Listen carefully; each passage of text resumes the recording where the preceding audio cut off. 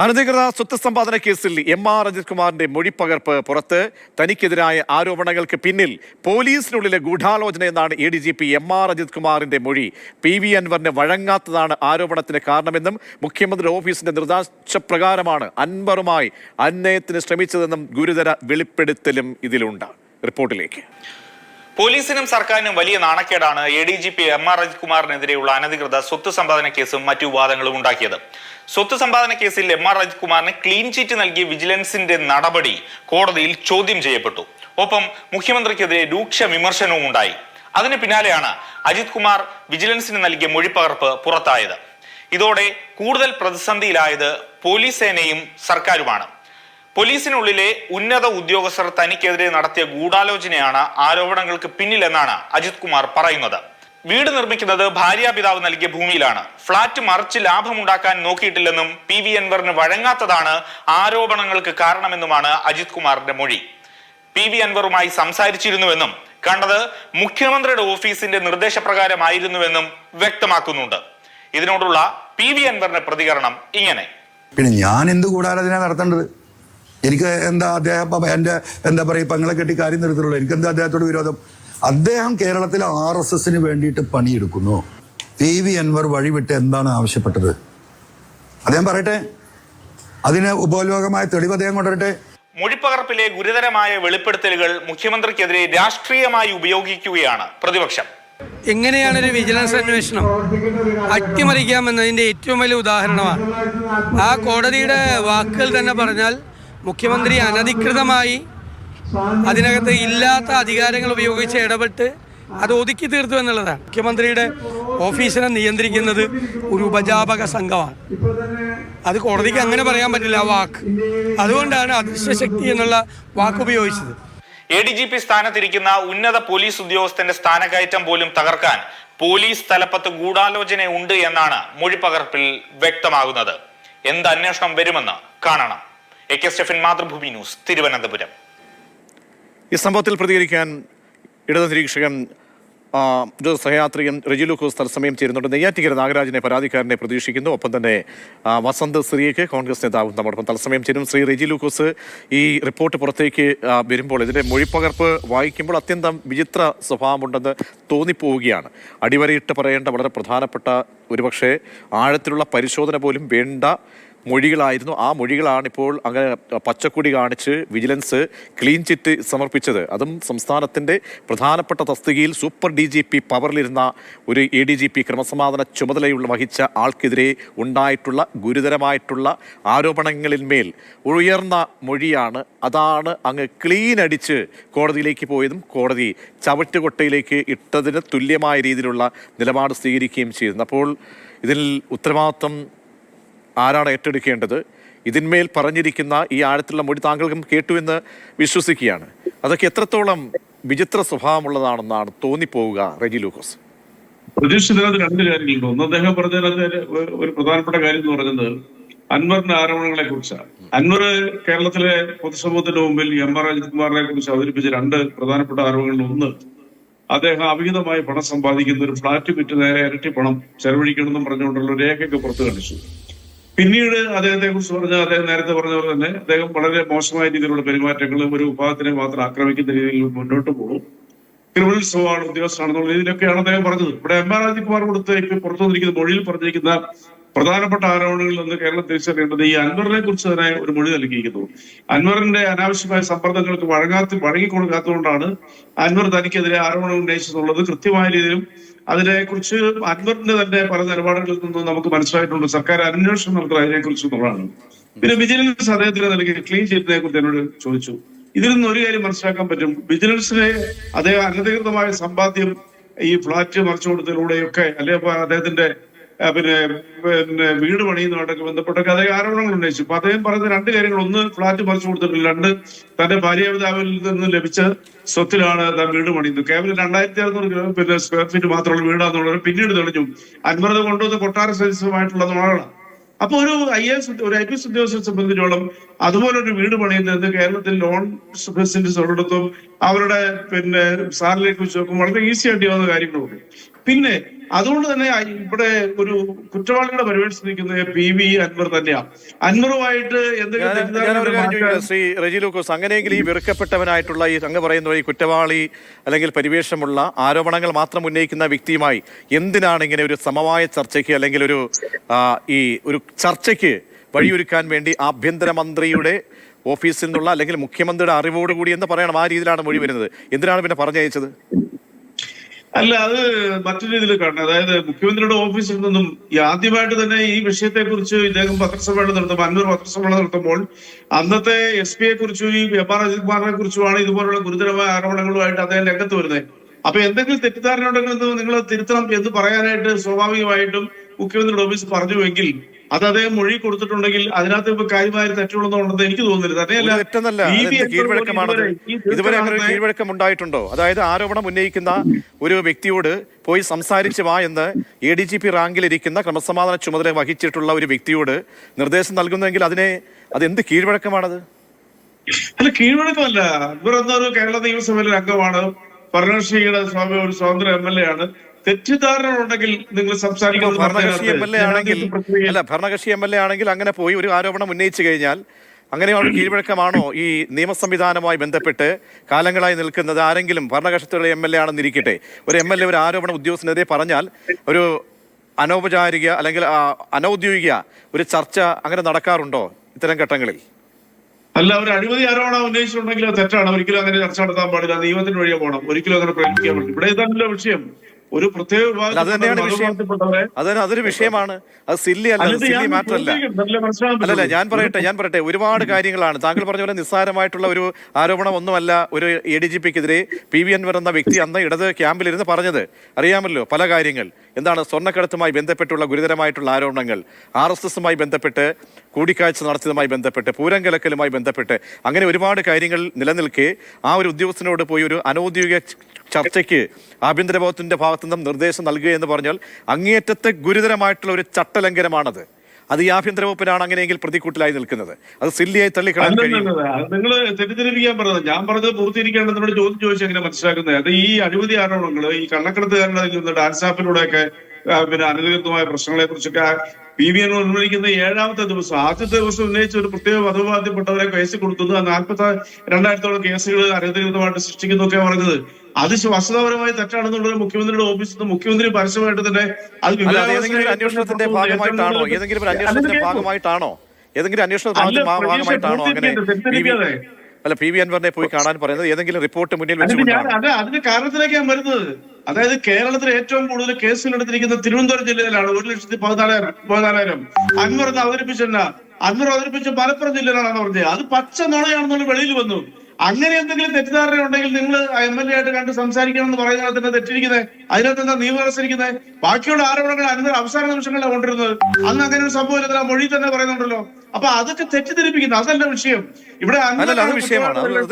നമുക്ക് പോയിട്ട് ചർച്ച ചെയ്തിട്ട് പഞ്ഞനങ്ങിലേക്ക് വരാം. ശ്രീ വാസന്തശ്രീക്ക്, ശ്രീ നെയ്യാറ്റിക്കര നാഗരാജ് നമ്മോടൊപ്പം അല്പസമയത്തിനകം ജോയിൻ ചെയ്യുമ്പോൾ അല്ലെങ്കിൽ ടെലിഫോണിൽ അദ്ദേഹത്തെ വിളിക്കാം, കാരണം അദ്ദേഹം പരാതിക്കാരനാണ്. അപ്പോൾ ഈ കോടതിയിൽ നൽകിയിരിക്കുന്ന വിജിലൻസ് കോടതിയിലേക്ക് വരുമ്പോൾ ആ കോടതി വളരെ ഗൗരവത്തോടെയാണ് ഈ കാര്യങ്ങൾ കോടതിക്ക് പറയാവുന്നതിൻ്റെ പരിമിതിക്ക് അപ്പുറത്തേക്ക്, അല്ലെങ്കിൽ കോടതി നിയമപരമായി നോക്കുമ്പോൾ ചില കാഴ്ചപ്പാടുകളും ശരികേടുകളും ഉണ്ട് എന്ന് തോന്നിപ്പോവുകയാണ്. വസന്ത്, ഇപ്പോൾ റെജി ലൂക്കോസ് പറഞ്ഞല്ലോ, ഇതിൽ 1-2 കാര്യങ്ങളുണ്ട്. ഞാനീ പറഞ്ഞത് അതിലൊരു പ്രധാനപ്പെട്ട കാര്യം, ഒരു ആരോപണം ഉന്നയിക്കുന്ന ഒരു വ്യക്തിയോട് പോയി സംസാരിക്കാൻ വേണ്ടി പറയുകയാണ്, ഒരു ഉന്നത ഉദ്യോഗസ്ഥനോട്. അപ്പോൾ ആ ഉന്നത ഉദ്യോഗസ്ഥൻ പോയി ആദ്യം സംസാരിക്കുന്നത് അത് ഏതെങ്കിലും ഒരു റിപ്പോർട്ടിൻ്റെയോ മുഖ്യമന്ത്രി അല്ലെങ്കിൽ വ്യക്തിപരമായിട്ടോ അല്ലാതെയോ ഏതെങ്കിലും സംവിധാനം ഉപയോഗിച്ച് ഇത് നിരപരാധിയായ ഒരു വ്യക്തി എന്ന് കണ്ടെത്തിയതിന് ശേഷമല്ല, ഒരു ആരോപണത്തിൻ്റെ മുൾമുനയിൽ നിൽക്കുന്ന ഒരു ഘട്ടത്തിൽ, ആ നടുക്കയത്തിൽ നിൽക്കുന്ന ഒരു ഘട്ടത്തിലാണ് ആരോപണം ഉന്നയിച്ച ആളോട് പോയി സംസാരിക്കാൻ പറയുന്നത്. അത് എന്ത് കീഴ്വഴക്കമാണ്? അത് സില്ലിയായി ശ്രീ റെജി ലൂക്കോസും CPM നേതാക്കളോ ആരെങ്കിലും ഒക്കെ പറയുന്നത് പോലെ സില്ലിയായി തള്ളിക്കളയാവുന്ന കാര്യങ്ങളാണോ ഇത്? ഒരിക്കലുമല്ല. കാരണം 2 പ്രശ്നങ്ങളാണ്. ഒന്ന്, ഒരു ആരോപണം ഉന്നയിക്കപ്പെടുന്നു. ആരോപണം ഉന്നയിക്കുന്നത് അന്നത്തെ ഭരണകക്ഷിയുടെ 1ാം തലത്തിലുള്ള ഭരണകക്ഷിയെ ഡിഫെൻഡ് ചെയ്യുന്ന MLA ആണ്. MLA മാരിൽ അരിവാൾ ചുറ്റിക നക്ഷത്ര ചിഹ്നത്തിലല്ല അൻവർ ജയിച്ചിരുന്നതെങ്കിലും കഴിഞ്ഞ കാലം വരെ CPM-ന്റെ അരിവാൾ ചുറ്റിക നക്ഷത്ര ചിഹ്നത്തിൽ ജയിച്ച ഏത് MLA ഡിഫെൻഡ് ചെയ്യുന്നതിനേക്കാളും മനോഹരമായി അതിനേക്കാൾ ആക്രോശത്തോടുകൂടി സഭയ്ക്കുള്ളിലും പുറത്തും സോഷ്യൽ മീഡിയയിലും അതിന്റെ അകത്തും പുറത്തും CPM-നെയും പിണറായി വിജയനെയും ഡിഫെൻഡ് ചെയ്തിരുന്ന MLA ആണ് ശ്രീ PV അൻവർ. ആ അൻവർ ഒരു ആരോപണം മുഖ്യമന്ത്രിയുടെ ഓഫീസിൽ തന്നെ നേരിട്ടെത്തി പരാതി നൽകുന്ന തരത്തിൽ ഒരു ആരോപണം ഉന്നയിക്കുന്നു. ആ ആരോപണവുമായി ബന്ധപ്പെട്ട് പിന്നീട് പോലീസ് സേനയ്ക്കുള്ളിൽ നിന്ന് തന്നെ അത് ചോർത്തപ്പെടുന്നു എന്നുള്ള ആരോപണം അദ്ദേഹം വീണ്ടും ഉന്നയിക്കുകയാണ്. നോക്കൂ, ഒരു ഓൺലൈൻ മാധ്യമക്കാരനുമായി ബന്ധപ്പെട്ട് അയാൾ ഒളിവിലിരിക്കുന്നത് എവിടെയാണ് എന്ന് അൻവർ തന്നെ നേരിട്ട് ADGP പലതവണ വിളിച്ചു പറഞ്ഞു. ആ വിളിച്ചു പറഞ്ഞ അടുത്ത സെക്കൻഡിൽ അദ്ദേഹത്തിലേക്ക്, അതായത് ക്രൈം ചെയ്ത ആളിലേക്ക് തന്നെ ADGP-യുടെ ഓഫീസിൽ നിന്ന് കോൾ ചെല്ലുന്നു, അയാൾ അവിടെ നിന്ന് രക്ഷപ്പെടുന്നു എന്നുള്ളതായിരുന്നു അൻവറിന്റെ ഒരു ആരോപണം. പിന്നീട് ADGP അനധികൃതമായി സ്വത്ത് സമ്പാദിച്ചു, SP ചില വഴിവിട്ട ബന്ധങ്ങൾ ഉണ്ടാക്കുന്നു, പരാതിക്കാരെ ദുരുപയോഗം ചെയ്തു, പരാതിക്കാരിയായ സ്ത്രീയെ ദുരുപയോഗം ചെയ്യുന്നു തുടങ്ങിയ വലിയ കുറ്റങ്ങൾ, വലിയ ആരോപണങ്ങൾ, വലിയ ഗുരുതരമായ ആരോപണങ്ങൾ പോലീസ് സേനയ്ക്കെതിരെ ഉണ്ടാകുന്നു. ആരോപണം ഉന്നയിച്ച ആളെ പോയി കാണാൻ ആരോപണ വിധേയനോട് പറഞ്ഞാൽ ഏത് പോലീസ് മാനുവലിന്റെയോ ഏത് പോലീസ് റെഗുലേഷന്റെ പുറത്താണ് ആഭ്യന്തര വകുപ്പിന് സാധിക്കുക? മുഖ്യമന്ത്രി എന്നതിനപ്പുറത്ത് മുഖ്യമന്ത്രിയുടെ ഓഫീസ് നിലവിലൊരു ആഭ്യന്തര വകുപ്പ് മന്ത്രിയുടെ ഓഫീസ് കൂടിയാണ്. നോക്കൂ, ഒരു പോലീസ് ഉദ്യോഗസ്ഥനെതിരെ ആരോപണം ഉന്നയിക്കപ്പെടുന്നു, അയാൾക്കെതിരെ ഉന്നയിക്കപ്പെടുന്നത് വളരെ ഗുരുതരമായ ആരോപണമാണ്. അത് ഉന്നയിക്കുന്നത് പ്രതിപക്ഷമല്ല, മറിച്ച് ഒരു വെള്ളക്കടലാസിലാണെങ്കിൽ പോലും രേഖാമൂലം പരാതി കൊടുത്തിരിക്കുന്നത് ഭരണപക്ഷത്ത് നിന്നുണ്ടായിരുന്ന MLA ആണ്. അയാളെ നേരിട്ട് പോയി കാണൂ, അയാളുമായി സെറ്റിൽ ചെയ്യൂ എന്ന് പറഞ്ഞു വിടാൻ വേണ്ടി ഇതെന്താ ചന്തയിലെ പോത്ത് കച്ചവടമാണോ? നിങ്ങൾ തമ്മിൽ സംസാരിച്ച് ഒരു റേറ്റിലേക്ക് എത്തൂ, എന്നിട്ട് പോത്തിനെ കൊണ്ടേ അറുത്തോളൂ എന്ന് പറയുന്ന രീതിയിൽ ഏതെങ്കിലും കാലിച്ചന്തയിലെ പോത്ത് കച്ചവടമാണോ ഇതെന്നാണോ ഇവർ വിചാരിച്ചിരിക്കുന്നത്? നോക്കൂ, ആഭ്യന്തര വകുപ്പ് അങ്ങേയറ്റം കുത്തഴിഞ്ഞ സംവിധാനമാണ് എന്ന് വളരെ കൃത്യമായി എത്രയോ കാലങ്ങളായി നമ്മൾ പറഞ്ഞുകൊണ്ടിരിക്കുന്നതാണ്. ആയതുമായി ബന്ധപ്പെട്ട് മുഖ്യമന്ത്രിക്കോ മുഖ്യമന്ത്രിയുടെ ഓഫീസിനോ യാതൊരുവിധ നിയന്ത്രണവുമില്ല എന്നത് എത്രയോ കാലമായി പറഞ്ഞുകൊണ്ടിരിക്കുകയാണ്. ഇവിടെ അജിത് കുമാറിനെ സംരക്ഷിക്കാൻ വേണ്ടി ഏതറ്റം വരെ മുഖ്യമന്ത്രി പോകുമായിരുന്നു. അജിത് കുമാർ എന്ന് പറയുന്നത് പിണറായി വിജയന്റെ മാനസപുത്രനാണ്. എന്തുകൊണ്ടാണ്? പിണറായി വിജയന് വേണ്ടി പാർട്ടി സഖാക്കൾ പോലും ചെയ്യാൻ അറയ്ക്കുന്ന, പാർട്ടി സഖാക്കൾ പോലും പറയാൻ മടുക്കുന്ന, പാർട്ടി സഖാക്കൾക്ക് പോലും ചെയ്തു തീർക്കാൻ സാധിക്കാത്ത തരത്തിലുള്ള ദല്ലാൾ കച്ചവടം, അതായത് CPM-നെ BJP-യുടെ ലായനത്തിൽ കൊണ്ടുപോയി കെട്ടാനുള്ള ദല്ലാൽ കച്ചവടത്തിന് ഇടനില നിന്നത് ആരാണ്? അജിത് കുമാറാണ്. അപ്പൊ നമ്മുടെയൊക്കെ നാട്ടിൽ ഒരു കച്ചവടത്തിൽ ഇടനില നിൽക്കുന്ന ആൾക്ക് കമ്മീഷൻ കൊടുക്കില്ലേ? കമ്മീഷൻ കൊടുക്കും. ആ കമ്മീഷനിങ് ആയിരുന്നു DGP സ്ഥാനം. കേരളത്തിന്റെ DGP സ്ഥാനം കൊടുക്കാം കമ്മീഷനായി എന്നുള്ളതായിരുന്നു വ്യവസ്ഥ. പക്ഷേ അൻവർ പിന്നീട് ഇത് മനസ്സിലാക്കുകയും അദ്ദേഹം ചില ആരോപണങ്ങളുമായി മുമ്പോട്ട് വരികയും അത് പൊതുസമൂഹത്തിൽ വലിയ തോതിൽ ചർച്ച ചെയ്യപ്പെടുകയും ചെയ്തു. അങ്ങനെ ചർച്ച ചെയ്യപ്പെട്ടപ്പോ നിൽക്കക്കള്ളിയില്ലാതെ വന്നപ്പോ അജിത് കുമാറിനെ കൈവിടേണ്ട ഗതികേടിലാണ് ഇന്ന് CPM-ഉം പിണറായി വിജയനും ഉള്ളത്. ഞാൻ ചോദിക്കട്ടെ, ദത്താത്രേയ ഹൊസബളെ കാണാൻ പോയതുമായി ബന്ധപ്പെട്ട് ഒരു രാഷ്ട്രീയ നിലപാടെടുക്കാൻ ഇതുവരെ CPM-ന് സാധിച്ചോ? CPM-ന് എന്നുള്ളതല്ല, ആ സർക്കാരിന് സാധിച്ചോ? ആരാ ദത്താത്രേയ ഹൊസബള? ശരി, ഞാൻ മടങ്ങിയെത്താം. ഒപ്പം റെജി ലൂക്കോസ് ഒരു കാര്യം കൂടി ഈ റിപ്പോർട്ടിൽ, ക്ഷമിക്കണം, ഈ മൊഴിയിൽ പറയുന്ന അതിനകത്തൊരു കാര്യമുണ്ട്. ഈ രാജ്യവിരുദ്ധ വിധ്വംസക ശക്തികൾ, ചില സംഘടനകൾ, അൻവർ, അതിനൊപ്പം നിൽക്കുന്ന ചില ഉന്നത പോലീസ് ഉദ്യോഗസ്ഥർ. നോക്കണം, കേരളത്തിൽ അപ്പോൾ പോലീസ് ഉദ്യോഗസ്ഥരുടെ, പോലീസ് സേനയുടെ ആ മൊറാലിറ്റിയെ പോലും ബാധിക്കുന്ന തരത്തിൽ ഉള്ള ഒരു പരാമർശം, ഒരു മൊഴിയാണ് ADGP നൽകുന്നത്.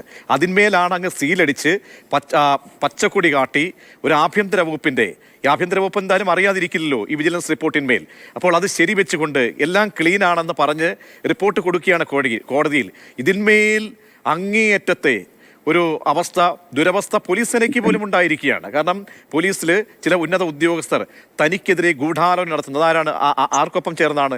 ദേശവിരുദ്ധ സംഘടനകൾ അല്ലെങ്കിൽ ശക്തികൾ, അതിനൊപ്പം PV അൻവർ, അങ്ങനെയുള്ള ഗൂഢാലോചന സംഘങ്ങളുമായി ചേർന്ന് തന്നെ തകർക്കാൻ, തൻ്റെ മുന്നോട്ടുള്ള പോക്കിനെ തകർക്കാൻ എന്ന് പറയുമ്പോൾ ആ പോലീസ് സേനയെ മുഴുവൻ മുൾമുനയിൽ, ചോദ്യമുനയിൽ നിർത്തുകയാണ് ADGP ചെയ്തിരിക്കുന്നത്. അപ്പോൾ ആ റിപ്പോർട്ടിനാണ് വിജിലൻസ്, ആ മൊഴികൾക്കാണ് അംഗീകാരം നൽകിയിരിക്കുന്നത്. അതിന് ഉത്തരം ഉണ്ടോ ശ്രീ റെജി ലൂക്കോസ്? അല്ല, തീർച്ചയായിട്ടും അത്തരം ഒരു മൊഴി അദ്ദേഹം കൊടുത്തതിന്റെ കോൺടെക്സ്റ്റ് എന്താണ്, സാഹചര്യം എന്താണെന്നുള്ളത് നമുക്ക് മനസ്സിലാകുന്നില്ല. അദ്ദേഹം സർക്കാരിന്റെ കോടതിയുടെ മുമ്പിൽ വിശദീകരിക്കേണ്ടതാണ്. കാരണം അതിൽ ഏറ്റവും നിർണായകമായ ഒരു മൊഴി എന്ന് എനിക്ക് മനസ്സിലാക്കാൻ പറ്റുന്നത്, തെറ്റായ രീതിയിലുള്ള മൊഴി എന്ന് മനസ്സിലാക്കാൻ പറ്റുന്നത്, തന്റെ കൂടെയുള്ള ചില ഉന്നത ഉദ്യോഗസ്ഥർ തനിക്കെതിരെ ഗൂഢാലോചന നടത്തി, തനിക്കെതിരെ എന്താ പറയാ, ആ രീതിയിലുള്ള പ്രതികരണങ്ങൾ ഒരു IPS ഉദ്യോഗസ്ഥർ, അതും ADGP റാങ്കിലുള്ള IPS ഉദ്യോഗസ്ഥർ ആ രീതിയിൽ മൊഴി നൽകിയിട്ടുണ്ടെങ്കിൽ അതെന്താണെന്ന് വിശദീകരിക്കാനുള്ള ബാധ്യത അദ്ദേഹത്തിനുണ്ട്. സർക്കാർ അദ്ദേഹത്തിനോട് അക്കാര്യത്തിൽ വിശദീകരണം തേടുന്നു എനിക്ക് മനസ്സിലാക്കുന്നത്. തന്നെയല്ല, രണ്ടാമത്തെ വസ്തുത എന്ന് പറയുന്നത്, വിധ്വംസക ശക്തികളുമായിട്ടൊക്കെ ചേർന്ന് ഈ സംസ്ഥാനത്തെ കുറെ ഉദ്യോഗസ്ഥന്മാരോട് ചേർന്ന് സംയുക്തമായിട്ട് അദ്ദേഹത്തിന് എന്നെ ആക്രമിച്ചു പറഞ്ഞ ശുദ്ധ അസംബന്ധമാണ്. അങ്ങനെയൊന്നും കേരളത്തിൽ നടക്കുന്ന കാര്യമില്ല. പിന്നെ PV അൻവറിനെ കുറിച്ച് പറഞ്ഞതിനകത്ത് കുറച്ച് വസ്തുതയുണ്ട്. ഞാൻ കാര്യമാണ് എന്നൊരു തോന്നൽ എന്തുകൊണ്ട് ഈ അന്വേഷണ ഏജൻസിക്ക് അവർക്കൊരു തോന്നലുണ്ടായില്ല അല്ലേ? പോട്ടെ, ഈ റിപ്പോർട്ട് പടച്ചു വിടുമ്പോൾ ഇതൊക്കെ കോടതിയിൽ ചെല്ലുമ്പോൾ ഇതിന്റെ മറ്റ് ചോദ്യങ്ങൾ ഉണ്ടാകും. സാധാരണക്കാർക്ക് പോലും ഇത് വായിച്ചു കഴിഞ്ഞാൽ ഇതിൽ ഒരുപാട് കാര്യങ്ങളുണ്ട്, അല്ലെങ്കിൽ അടുത്തൊരു പാർട്ടിയിലേക്ക്, അല്ലെങ്കിൽ ഇതിൽ ചില സംശയങ്ങളുണ്ട് എന്ന് പറഞ്ഞ് അത് അടുത്ത ഏജൻസിക്കോ അല്ലെങ്കിൽ സംസ്ഥാന പോലീസുമായി ബന്ധപ്പെട്ടോ അല്ലെങ്കിൽ ആഭ്യന്തര വകുപ്പുമായി ബന്ധപ്പെട്ട ആളുകളിലേക്ക് കൈമാറണമായിരുന്നു. ഇതൊന്നും കൈമാറാതെ എവിടുന്നേക്ക് കിട്ടിയ അനുമതിയുടെ പേരിൽ എന്ന് തോന്നിക്കുന്ന രീതിയിൽ ആ വിജിലൻസ് ആ റിപ്പോർട്ട് ശരിവെക്കുകയാണ്, ക്ലീൻ ചിറ്റ് നൽകുകയാണ്. അത് ആ പോലീസ് സേനയിലെ ഒരു വലിയൊരു വിഭാഗത്തെ ചോദ്യമുനയിൽ നിർത്തിക്കൊണ്ടാണ് ആ റിപ്പോർട്ടിൽ അതിന് ശരിവെക്കുന്നത് എന്ന ഒരു വലിയ ഞെട്ടലുളവാക്കുന്ന വസ്തുതയില്ലേ സാധാരണക്കാർക്ക് തോന്നിപ്പോകുന്നത്? അല്ല, വിജിലൻസ് കൂടുതലായിട്ടും മുഖ്യമായിട്ട് അദ്ദേഹത്തെ കുറിച്ചുള്ള അഴിമതി ആരോപണങ്ങൾ, വീടുകൾ മറിച്ചു വെക്കുന്നു, കൊട്ടാര സദൃശമായിട്ടുള്ള വീട് പണിയാനുള്ള സാമ്പത്തിക സോഴ്സ് എവിടെയാണ്, ഇത്തരം കാര്യങ്ങളാണ് കൂടുതലായിട്ടും വിജിലൻസ് അന്വേഷിച്ചത്. കാരണം അൻവറിന്റെ ആരോപണങ്ങൾ അങ്ങനെ തന്നെയായിരുന്നു. അപ്പൊ ആദ്യം പിന്നെ ഇപ്പൊ ഇദ്ദേഹം കൊടുത്ത മൊഴിയെക്കുറിച്ച്, കോടതി കൊടുത്ത മൊഴിയെക്കുറിച്ച് ഇപ്പൊ ശരിയാണ്, നിങ്ങൾ മാധ്യമങ്ങൾക്ക് റിപ്പോർട്ട് ഞാനത് വായിച്ചു. അപ്പൊ അതിന്റെ വസ്തുത എന്താണെന്നുള്ള ഒരു സർക്കാർ അന്വേഷിച്ചിട്ട് കണ്ടുപിടിക്കട്ടെ. ഗവൺമെന്റ് തീർച്ചയായിട്ടും അതിനെക്കുറിച്ച് അന്വേഷിക്കുന്ന, കാരണം ഇനി ഒരു അന്വേഷണം കൂടെ ബാക്കി നിൽപ്പുണ്ട്. തീർച്ചയായിട്ടും അതിന്റെ ഫലമായിട്ടാണല്ലോ അദ്ദേഹത്തിന് ക്രമസമാധാന ചുമതലയുള്ള DGP റാങ്കിലേക്ക് കൊണ്ടുവരാൻ ശ്രമിക്കാതിരുന്നത്. ക്രമസമാധാന ചുമതലയുള്ള ADGP റാങ്കിൽ നിന്ന് അദ്ദേഹത്തിനെ മാറ്റി എക്സൈസിലേക്ക് മാറ്റിയത്. ഇതെല്ലാം സർക്കാർ അദ്ദേഹത്തിന് ഒരു സുപ്രഭാതത്തിൽ അങ്ങനെ എന്താ പറയാ, ഈ ഒരു സ്ഥലപ്പത്തിരിക്കുന്ന ആൾക്കെതിരെ ഉണ്ടാകുന്ന ആരോപണങ്ങൾ അയ്യോ അത് ശരിയല്ല, അതായത് ഇനി ഒരു നിമിഷം പോലും തുടരാൻ ആ സ്ഥാനത്ത് യോഗ്യനല്ല എന്ന് തോന്നിയതിന്റെ ഫലമായിട്ടല്ല. ഒന്നൊന്നായി ആരോപണങ്ങൾ പെരുമഴ പോലെ വന്നു. പിന്നീട് ഇടത് ക്യാമ്പിൽ നിന്ന് പോലും CPI പോലെയുള്ള പല പാർട്ടികൾ അല്ലെങ്കിൽ പല നേതാക്കന്മാരടക്കം സമ്മർദ്ദം ചെലുത്തി. ഒരു നിമിഷം പോലും ഇനി അദ്ദേഹത്തെ ആ കസേരയിൽ ഇരുത്തി കഴിഞ്ഞാൽ അത് കൊള്ളരുതായ്മയാണ് എന്ന് പല രീതിയിൽ പലകുറി പലപ്പോഴായി എന്താണ് മാധ്യമങ്ങൾ പോലും പല റിപ്പോർട്ടുകളും പുറത്തേക്ക് വിടുമ്പോൾ അതിനെയൊക്കെ തള്ളിക്കളഞ്ഞുകൊണ്ട് മുഖ്യമന്ത്രി നിലപാടുകൾ നമ്മൾ കേട്ടതാണ്. അപ്പോൾ അങ്ങ് ഒരു സുപ്രഭാതത്തിൽ അങ്ങ് നന്മ തോന്നി മാറ്റിയതല്ല. അങ്ങനെയല്ല, അങ്ങനെയൊന്നും വ്യാഖ്യാനിക്കേണ്ട. നിങ്ങൾ മാധ്യമങ്ങൾ പറയുന്നതനുസരിച്ച് നടപടി സ്വീകരിക്കാനാണ് സർക്കാർ ഇരിക്കുന്നത്. സർക്കാരിന്റെ അന്വേഷണ രീതിയിലുള്ള ഒരു പ്രത്യേക രീതിയിലുള്ള നടപടിക്രമങ്ങളുണ്ട്. അതനുസരിച്ചുള്ള അന്വേഷണങ്ങൾ 3 തലത്തിൽ നടത്തി. ആ 3 തലത്തിൽ നടത്തിയ അന്വേഷണത്തിനനുസരിച്ച് അദ്ദേഹത്തിന് 2 അല്ല 3 തവണ അദ്ദേഹത്തിന് അതിന് നടപടി സ്വീകരിച്ചു. ഒന്ന്, അദ്ദേഹത്തിനെ ക്രമസമാധാനങ്ങളിൽ നിന്ന് മാറ്റി. രണ്ടാമത്, ശബരിമല വിഷയമായിട്ട് ബന്ധപ്പെടുത്തി അദ്ദേഹത്തിനെ പിന്നെ കോടതിയുടെ പരാമർശം അനുസരിച്ച് അദ്ദേഹത്തിനെ അവിടുന്ന് മാറ്റി. കൂടാതെ അറിവുണ്ടായിട്ടുള്ള ഒരു വ്യക്തിയാണ് DGP റാങ്കിലേക്ക് തിരികെ കയറ്റാനുള്ള തത്രപ്പാട് കാട്ടിയത്. അത് മറന്നു പോകരുത്, വിസ്മരിച്ചു പോകരുത്. ഇതൊക്കെ നിങ്ങൾ പറയുന്നതല്ലേ? മുതിർന്ന ഒരു ഉദ്യോഗസ്ഥനാണ്. 6 അംഗ പാനലിൽ അദ്ദേഹത്തിന് ഉൾപ്പെടുത്താൻ സ്വാഭാവികമായിട്ട് വരും. ആ ട്രിബ്യൂണലിൽ നിന്ന് കൊടുത്തിരിക്കുന്ന, കേന്ദ്രത്തിൽ നിന്ന് കൊടുത്തിരിക്കുന്ന ലിസ്റ്റിൽ 3ാമത് ഒരു പിന്നെ പേരുടെ ലിസ്റ്റ് അദ്ദേഹത്തിന്റെ പേരിൽ വേണമെങ്കിൽ പിന്നെ അദ്ദേഹത്തിന് വേണമെന്നുണ്ട് ഇൻചാർജ് ആയിട്ട് വെക്കാമായിരുന്നു. അങ്ങനെയൊക്കെ നിങ്ങൾ മാധ്യമങ്ങൾ കൊടുത്തല്ലോ.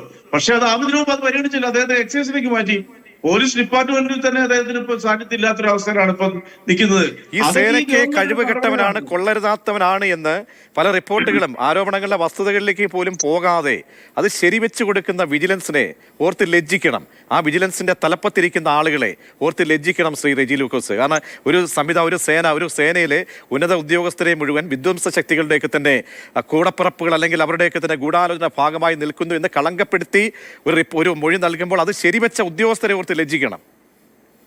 അല്ല, ഈ റിപ്പോർട്ട് മാസങ്ങൾക്ക് മുമ്പ് തന്നെ നമ്മൾ ചർച്ച ചെയ്ത, അവർ കൊടുത്ത അദ്ദേഹത്തിന് പിന്നെ ക്ലീൻ ചിറ്റ് കൊടുത്ത റിപ്പോർട്ട് നമ്മൾ പിന്നെ മാസങ്ങൾക്ക് മുമ്പ് ചർച്ച ചെയ്ത. പക്ഷേ DGP റിട്ടയർ ചെയ്ത DGP അവസാന നാളിൽ അദ്ദേഹത്തിന് കൊടുത്ത റിപ്പോർട്ടിൽ കർശനമായ രീതിയിലുള്ള നടപടികൾ സർക്കാരിനോട് ആവശ്യപ്പെട്ടിട്ടുണ്ട്. സർക്കാർ നടപടി സ്വീകരിക്കുകയും ചെയ്തിട്ടുണ്ട്. എന്തുകൊണ്ടാണ് നിങ്ങൾ അത് മറച്ചു വെക്കുന്നത്? ഗവൺമെന്റ് ഏതെങ്കിലും ഉദ്യോഗസ്ഥരെ എന്താ പറയുക, അമിതമായ വാത്സല്യം കൊടുക്കുകയോ അമിതമായ പ്രാധാന്യം കൊടുക്കുകയോ ചെയ്യുമോ? അങ്ങനെയാണെന്നുണ്ടെങ്കിൽ കേന്ദ്ര ഡെപ്യൂട്ടേഷൻ ഇപ്പോഴത്തെ DGP ഇങ്ങോട്ട് കൊണ്ടുവരേണ്ട ആവശ്യമില്ലായിരുന്നല്ലോ. അപ്പൊ നിങ്ങൾ പറഞ്ഞു മോഡിയുടെ അടുപ്പക്കാരാണെന്ന് പറഞ്ഞു. ഇതൊക്കെ എങ്ങനെയാണ് ഈ രീതിയിൽ വർണ്ണിക്കുന്നത്? അപ്പൊ ഇതത്ര ഒറ്റ കാര്യമാണ്. ഇടതുപക്ഷ സർക്കാരിനെ ഈ ആഭ്യന്തര വകുപ്പ് തന്നെ മനോഹരമായിട്ട് ഇന്ത്യയിൽ 1ാം സ്ഥാനത്ത് നിൽക്കുന്ന ആഭ്യന്തര വകുപ്പിനെ കണക്കം ചേർത്താനുള്ള വാർത്തകൾ ഉണ്ടാക്കാൻ തന്നെയുണ്ട്. അതിനപ്പുറത്തേക്ക് ADGP MR അജിത് കുമാർ എന്ന വ്യക്തിയും പറയുന്നത് തന്നെ കളങ്കപ്പെടുത്താൻ വേണ്ടി നടത്തുന്ന ഗൂഢാലോചന. അത് തന്നെയാണ് ഈ സർക്കാരിന് വേണ്ടിയൊക്കെ സംസാരിക്കാൻ നിങ്ങളും പറയുന്നത്. വളരെയധികം നന്ദി ശ്രീ റെജി ലൂക്കോസ് ഈ വിഷയത്തിൽ നിലപാട് അറിയിച്ചതിന്. വസന്ത് ശ്രീകം പ്രതികരിക്കുകയായിരുന്നു. നേരത്തെ നെയ്യാറ്റിങ്കര നാഗരാജനെ നമുക്ക് ടെലിഫോൺ ലൈനിൽ കിട്ടിയില്ല. അദ്ദേഹമാണ് ഇതിൽ പരാതിക്കാരൻ. അതിഥികൾക്ക് നന്ദി.